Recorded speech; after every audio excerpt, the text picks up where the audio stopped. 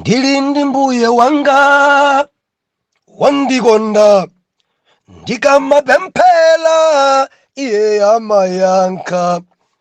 Ndi mbuye wanga wosamala, wondikasala kudya iye amayankha.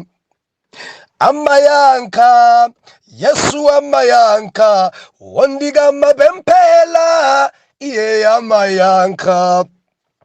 Amayankha, Yesu amayankha, wondikasala kudya iye amayankha. Ndikulandireni okondedwa omvera konse kumene muli.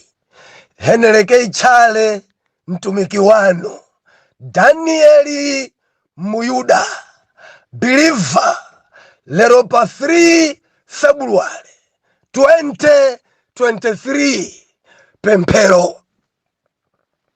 Believer, ndilinakwene kutsimikizika mtima kuti nyengo zathu za pemphero Mulungu akudzikulitsa kwambiri.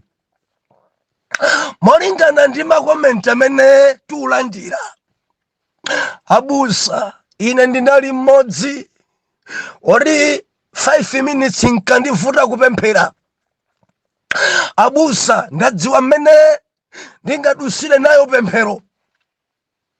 Believer, tupembedza Mulungu wabwino kwambiri odzala m'mavumbuluso. Mulungu chokhumba chake pa ife tiyandikire kwa iye. Ndi Tate wathu, tisamamuope, tidzitha kulankhulana naye, tidzitha kumverana naye munyengo za pemphero. Ndi amene amapemphera ndi amene amatha kulankhulana naye yawe. Amene amapemphera timanena slogan believer ya ana Mulungu kuti amene amapemphera ndi amene amapambana. Mphamvu ya pemphero sinama. Believer, mufuna kupambana pa moyo wanu mudzipemphera. Mufuna chigonjetso mudzipemphera. Mufuna maumboni mudzipemphera. Pajatu nana kuti chaka chino ndi chaka cha maumboni, koma umboni osunga bwere ngati sitimfuna Mulungu. Timfune Mulungu ndipo ife tidzampeza. Nyengo za pemphero. Believer, Danieli ali nyengo za pemphero. Danieli ausala kudya. Danieli aupembedzera. Danieli akusendeza chifupi ndi Mulungu. Danieli intercessor. Danieli Muyuda, believer, Ayuda amadziwika ndi kupemphera, amadziwika nkusala kudya ndi madabwa nanu. Ndi madabwa nanu. Kupemphera iyayi, sala kudya iyayi, kupembedzera iyayi. Mango khala basi nkhope igwa, alibe nthawi zosankhana, alibe nthawi zoti tiyeni tikwere phiri, alibe nthawi tikakumane pa nyumba pakuti kuimba nyimbo za worship zingapo, aliyense tipemphere nthawi zimene zalibe. Mukula bwanji ende mupambana bwanji. Nefe tinakambirana masiku awiri adusa kunena kuti pemphero limayamba ife nkulemekeza, kumulemekeza Mulungu, kumkweza Mulungu, kufotokoza za chimene iye ali ndi ndani Mulungu. Mukundziwa bwanji Mulunguyo? Believer, tiupembedza Mulungu wamphamvu zonse. Tiupembedza Mulungu amene ife tikapemphera amayankha. Ndinayimba nyimbo, ndili naye Yesu wanga, ndikasala kudya amayankha.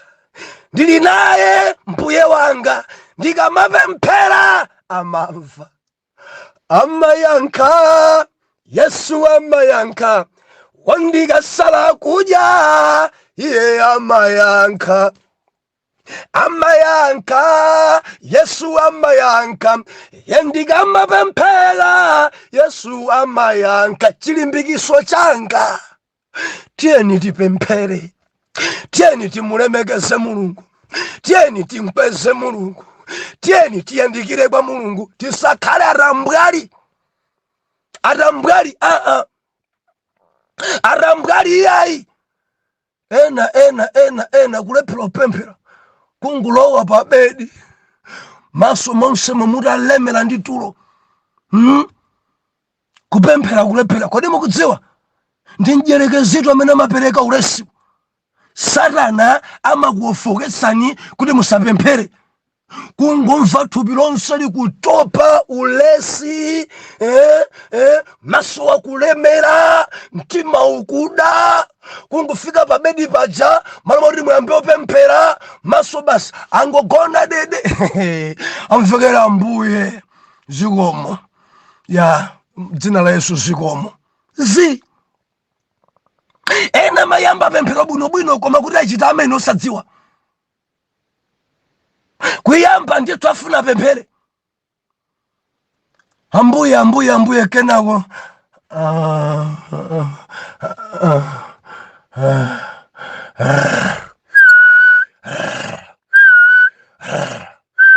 kenako kuti ndapanga amene zikomo Ambuye. Ya zikomo Ambuye. Maikonda ambiri.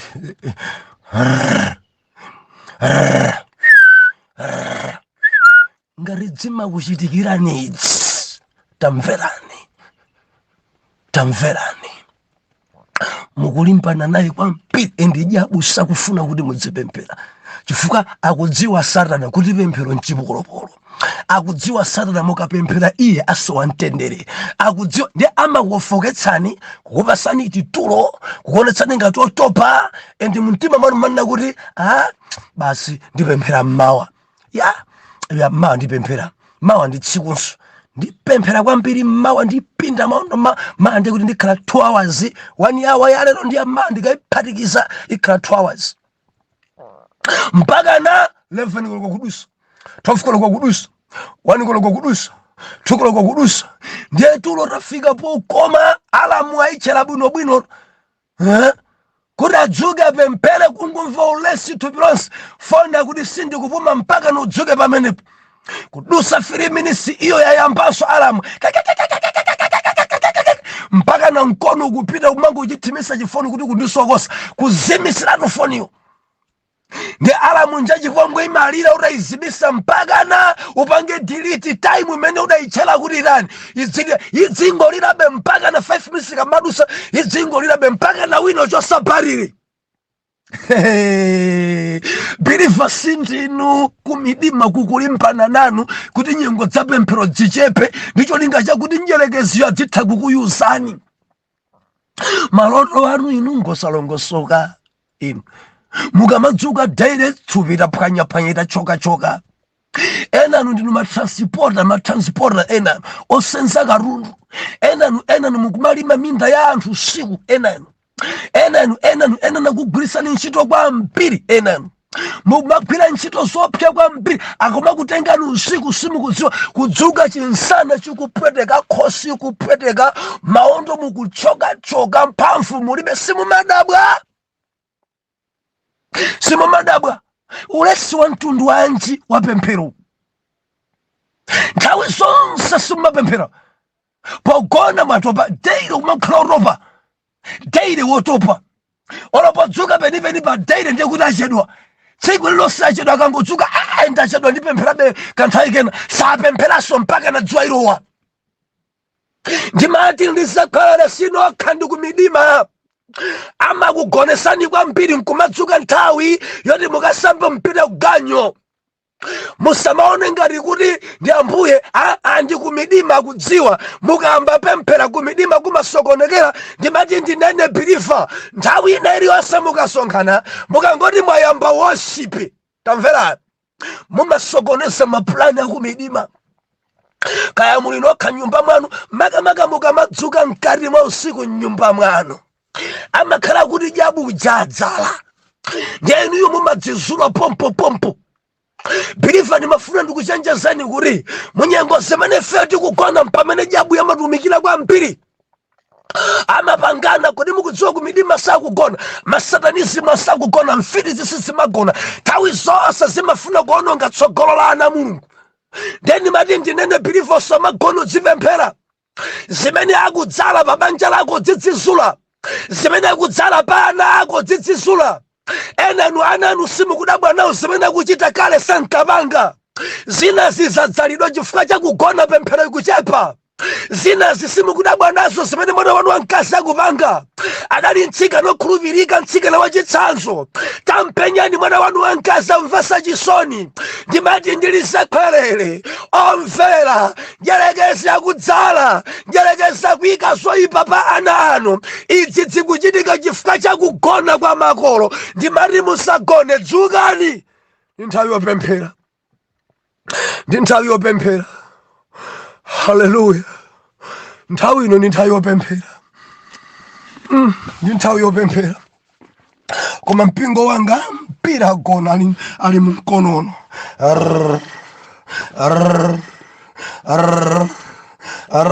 Yabwa kudzala mbewu zatsopano. Ena anu Satana adzala mbewu mwa amuna anu. Adali mamuna abwino kwambiri koma pano bwa mamuna okhulupirika. Banja lanu idali banja la chitsanzo, koma ndikulankhula pano palibenso chitsanzo. Ndi banja imene anthu akafuna kuphunzitsa amene kuti usamakhala ngati mamuna wakutiya, usamakhala ngati mkazi wakutiya, kumulange usamakhala ngati amene uja. Sinufuna kuna kuti utengere makhadwe oyipa abambo kale adali bambo achitsanzo, kale adali bambo abwino kwambiri, zimene zidzachitika fa chakuripa dali lulo. Yabwadzala. Yabwadzala. Pempho langa tiye tidzuke tikhale m'maso. Ana Mulungu tikhale m'maso. Ana yawe tisagone. Ana yawe tisagone. Tisagone olo. Haleluya. Mulungu ndiwerenge. Oh haleluya. Oh haleluya. Oh haleluya. Matthew 13 verse number tuwerenge verse number ikale 24.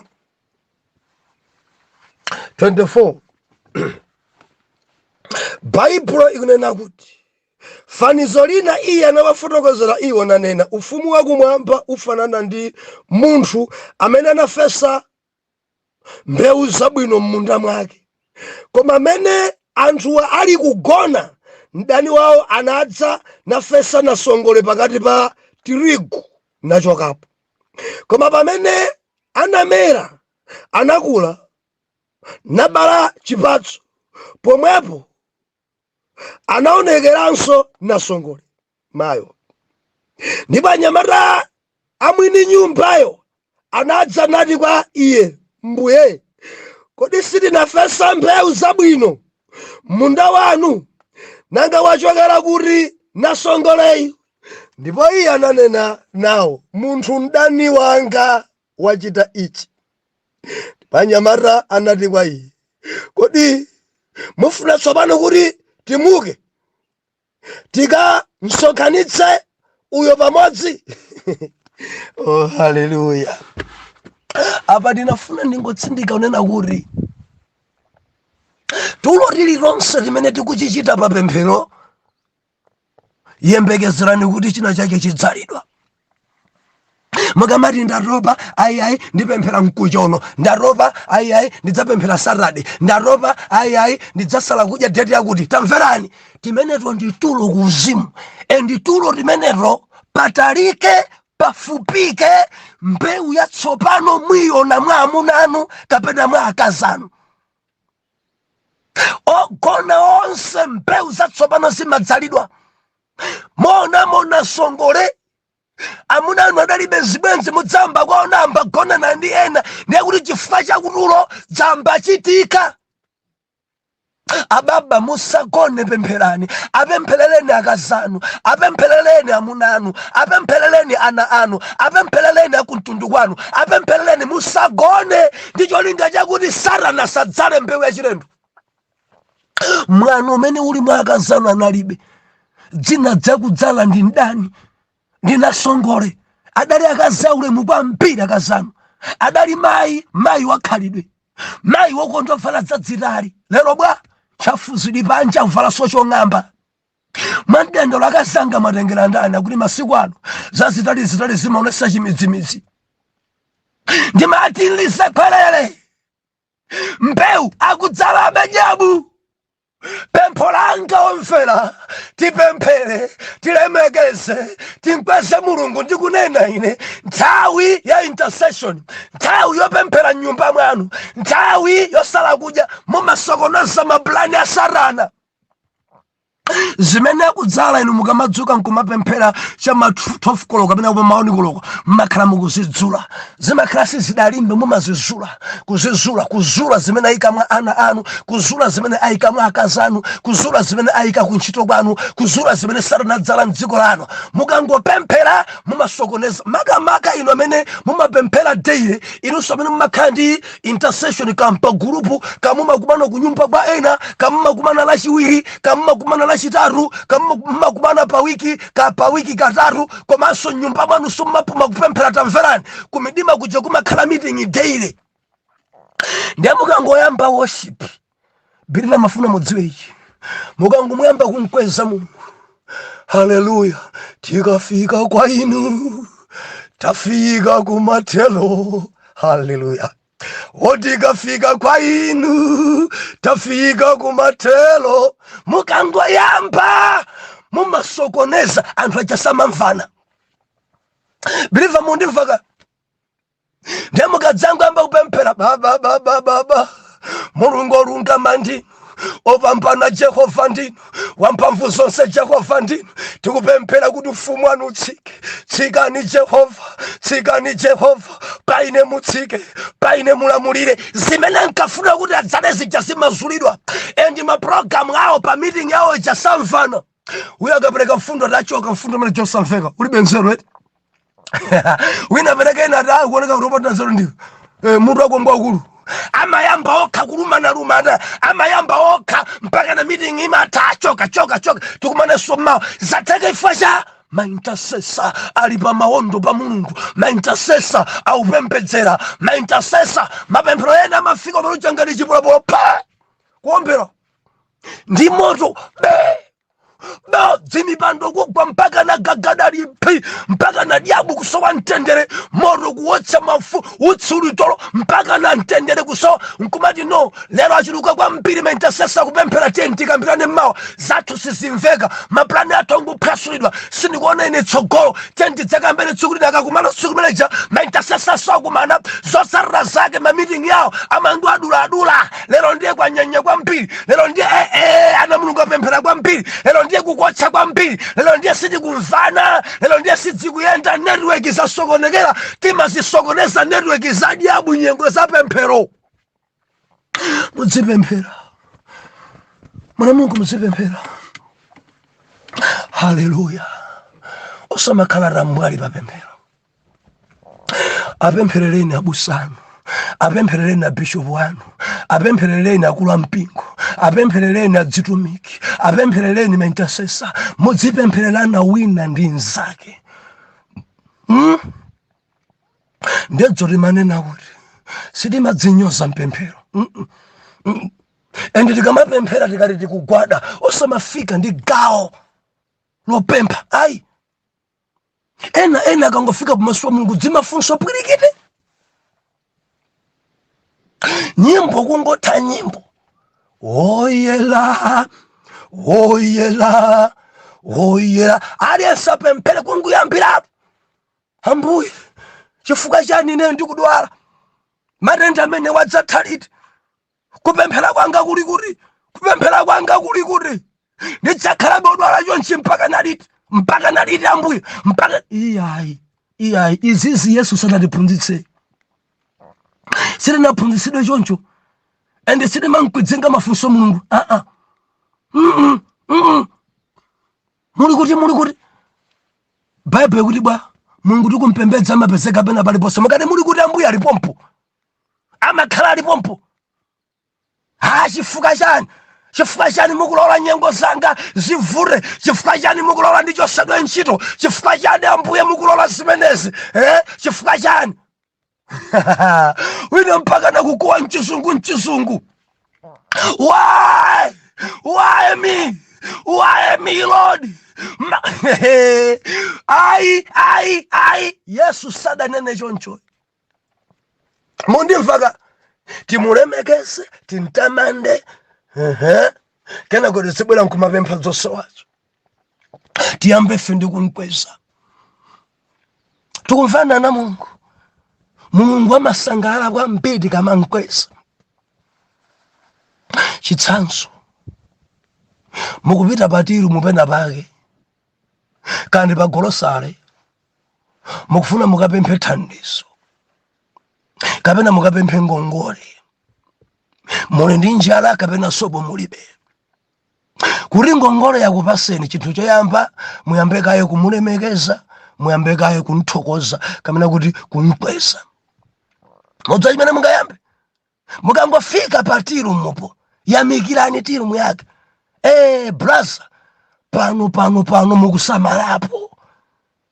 Tiri mwanino, tebulo yotsuka bwino, makapu anu otsuka bwino, mbale zanu nchenche mulibe. Pamene matiru mu eno mmakhala muli nchenche, makapu kuchita kununkha mkaka, ukungomwa mimba kupeteka. Koma na pano konseku amakamba pano.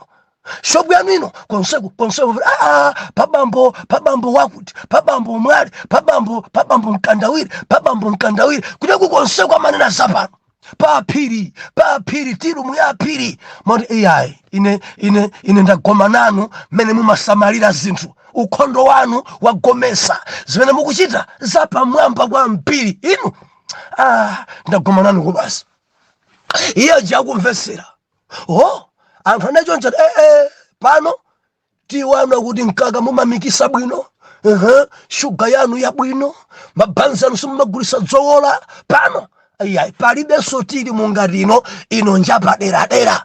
Kumapeto kwake kuchona kuti mbale lero ndi sinaje. Mafuna muti paseko banzi limodzi ndi kapu limodzi moti tikathamanga tibweresa. Muganiza bwa ndimene mwayamba kunsimbira, kunthokoza, kumuyamikira. Muganiza bwa oyita khala pa shop mene mwayalira katundu wanu. Koma pano ndiluso tikuyala katundu atsogoleri. Ndiluso sopo mwamuyika mbali yake, mabisiketi kuyika mbali yawo, zamafuta zimbali yawo, zamadzimadzi mbali yawo. Mudaphunzira kuti izo nzofunika skulu. Ndipo mayalidwe anu akatundu pano. Komanso simumagulisa zinthu zopangidwa expire.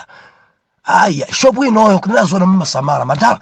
Mumasamala katundu wanu amakhala weni wa original. Palibe amene madandolo konse kumana kuti mukafuna kugula sopo, mukafuna kugula za hardware, mukafuna kugula sugar, mukafuna kugula cooking oil, amanena zapano.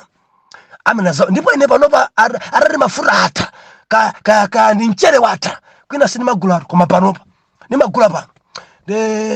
Lero kangene ndanguchepekedwa mundi patsako sopo wa 1000 ndi cooking oil boro imodzi nita ndikathamanga mbale ndikubweresera. Mutayamba kunthokoza kaye, mutayamba kumuyamika kaye, mutayamba kunsimba kaye, mutanena zabwino zake kaye samachedwa. Makuti bolani tu mutikumbukire. Mbale sindingalephere ndibweresa. Koma nkufika pa shop muli banji tibwino kani mundikongola ko mafuta kuzoti choka silimakongolesa pano. Mundimvaka? Mundibwereke ko kapu ati taona apo tani pakuti ngongole palibe. Sitimayamba ndikupempha. Timayamba ndikulemekeza kumuyamika kaye. Kenako ndikupempha bwino chosowa chathu. Mpiri tikawafika maso Mulungu, malo moyamba kunsimba Mulungu, moyamba kunkwesa Mulungu, timafika pa ngongole. Kungogwada pomwepo, Ambuye marendanga mundichirise, ndikudabwa nazo, anzanga akuchira, anzanga zawo zikuyenda, anzanga zawo zalongosoka. Ine bwanji simukundimva, ndachimwa pate, ngati ndi chimo bwanji mundikhululukire. Why me? Sindimapemphera choncho. Believe, fika ni pamaso pa Mulungu kumpasa ulemu. Mudza mafunso ena anga chipongwe pamaso pa Mulungu. Muli kuti chifukwa cha nini? Bwanji mukulola nyengo sanga zikhale zolimba.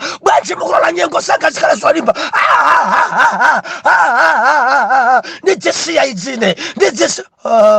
Mukadzisiya ndiye kuti ntchito ya Mulungu ima. Adavulike nda.